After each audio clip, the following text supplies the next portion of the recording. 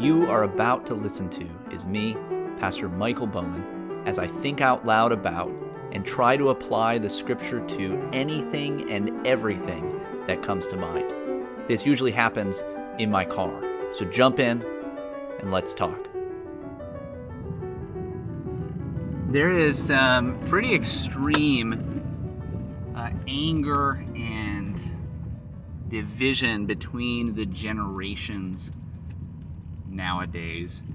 When you think about, kind of the boomer versus millennial versus Gen Z, Zoomer fights that occur, the various memes that you see, and the vitriol at times that you see when different groups are discussing those in different age brackets. And I was thinking about this the other day, and how no doubt this was spurred on a lot simply by the breakdown of kind of the organic family. And when I say family, I don't mean like the nuclear family, but thinking more about the pre-industrial family. And I think this is connected to kind of the pre-industrialized church as well. Today, we, in most churches, have a pretty sharp age segregation. And this makes sense in some capacity, where there are times where it's good to divide people up according to maturity level in order to instruct them in a way that is age appropriate and helpful. But to do it all the time, constantly, and to never put people in a situation where they are interacting with and listening to and discussing things with those who are of different age ranges, I think is extremely detrimental to that potential unity that you could have. And this comes alongside, at the same time, you have the uptick in, say, things like children's church, where children are no longer participating in the regular worship of the church, but they're given their own kind of worship service. And then it works its way up, right? And so you start to have youth groups, where basically what you do for a youth group is just another church service, but it's the youth church service. And then you have college age ministries and things like this, that it just keeps people often apart. And again, I don't think this is always wrong or bad. I'm a part of some of these things and think that they can be really helpful and good. But when it's everything, or at least the vast majority of things, that can be really damaging. This all came alongside the breakdown in the kind of pre-industrial home, where you have men and women and children often working alongside each other. They're having to work together in whatever they do, whatever trade the father has. That's something that everybody else is participating in one way or another, and it was usually done out of the home. When you have a farm, you have everybody kind of taking part, because little kids, even though they're very small and they can't do a lot of really precise work, they can probably pull weeds.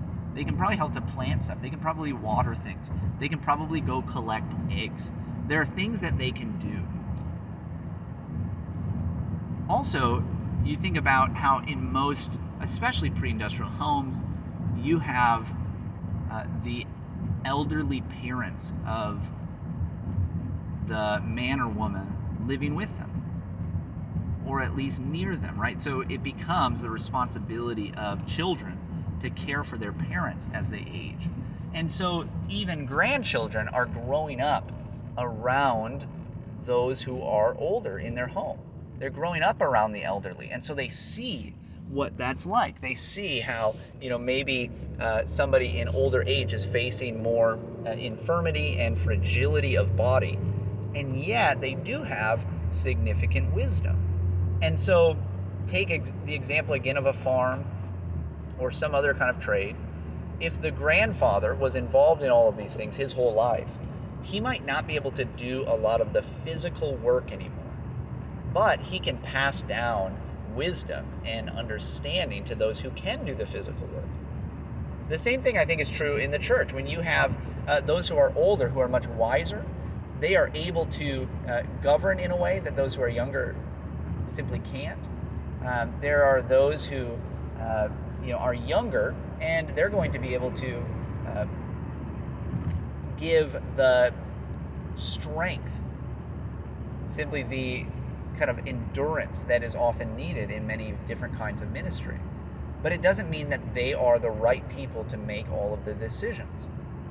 And so you have this great opportunity for older men, for instance, who, their glory, according to Proverbs, is their gray hair, which is a symbol for wisdom.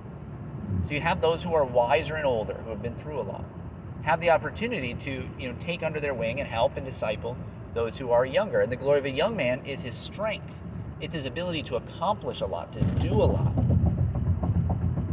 And the younger man has the opportunity to be humble around those who do know more than him, to learn that they actually do know more than him, and at the same time lend his strength to the accomplishing of the ministry. The same thing you're going to have with older women and younger men. And I think of 1 Timothy, where you have this understanding that there's going to be older and younger women, older and younger men, and there are ways that we treat each other based around how we would treat each other in a family. Right? You treat older men as fathers, older women as mothers. You treat younger women as sisters, younger men as brothers. So we are a family in the church. And a family that does not care for one another, that does not lend each other their own various strengths. And some of those come according to age, well, then that is not going to be a very healthy family unit. And so we have this sharp division, and I think it's really come because of that, because of this kind of breakdown in an understanding of what both a household looks like, but then also because of that, what the household of faith looks like. And so we divide up. We divide up all of our ministries to specific groups. We divide up our children from the parents, and parents from those who are even older, and we have various services for various people. This is whenever a church does a traditional and a contemporary service. What they're doing is they're splitting their church. They're saying we're going to have two churches, and one of them is for the old people, and one of them is for the young people. And it's really sad. There are lots of different ways that this works out. But what it does over time, I think, is create significant division. No longer in our culture do most younger people understand the value and worth of those who are older, who are wiser, who have so much that they can teach, especially if you humbly listen to what they have to say.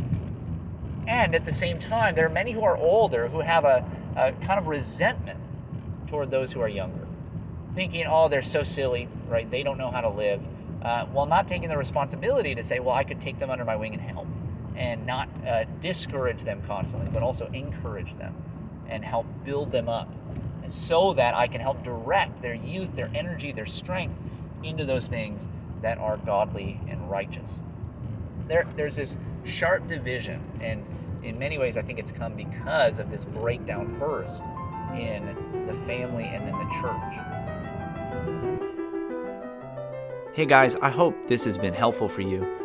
If it has been, go ahead and rate it, review it, or share it with a friend, especially if you're in La Crosse, Wisconsin, or the surrounding areas. That helps me expand the audience and hopefully increase the impact of these ideas. If you have any questions, thoughts, or concerns on anything that I just talked about, you can reach me at pastormichaeljbowman@gmail.com. You can find more content from me, as well as information about the church that I pastor at ccc-pca.org. With that, I hope you can enjoy the many blessings of God today. Until next time.